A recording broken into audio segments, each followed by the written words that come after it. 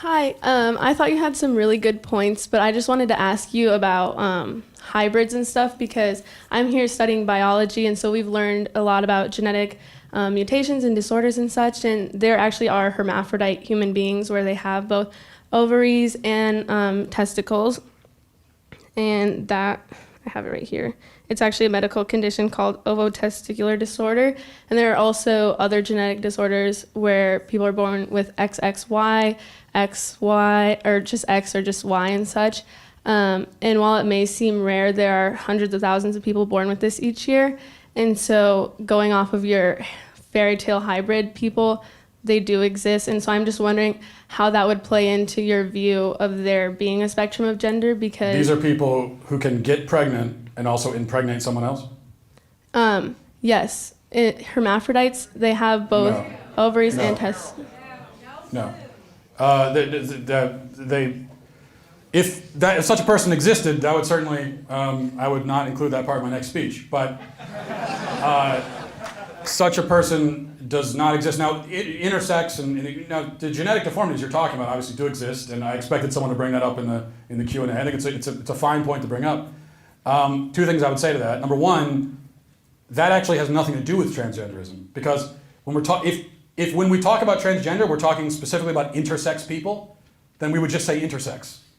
But with transgender, most of the time, we're talking about men who, they don't have any deformity. They are just straight up men, clearly, and they are identifying as a woman. So even if I agreed that what you're talking about is some sort of exception, that actually would have nothing to do with the transgender topic.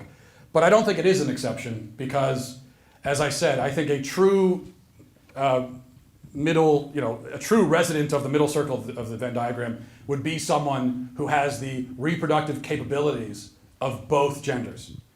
And no one like that exists. I mean, not to be crude, but there isn't anyone who can get themselves pregnant, right? And that doesn't exist in the human kingdom anyway. So I think what you're talking about there are people who have deformities, and so in their case, it would be more difficult than usual to determine what their actual biological sex is, because the usual indicators aren't there or aren't as obvious, but that doesn't mean that they don't have a biological sex. It's just not as clear.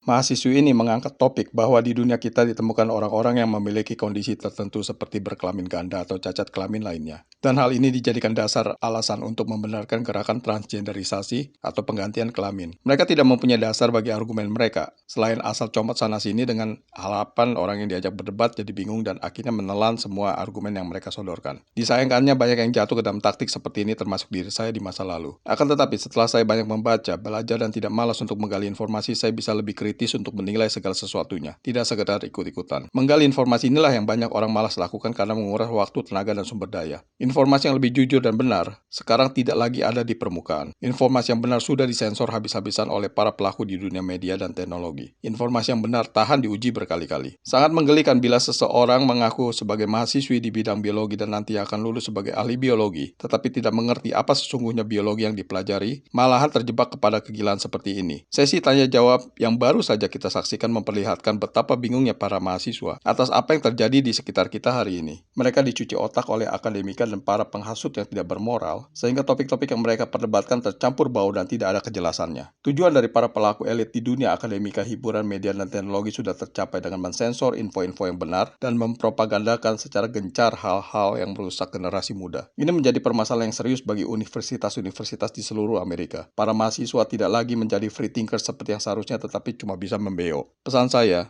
jangan mengirim anak Anda sekolah ke Amerika.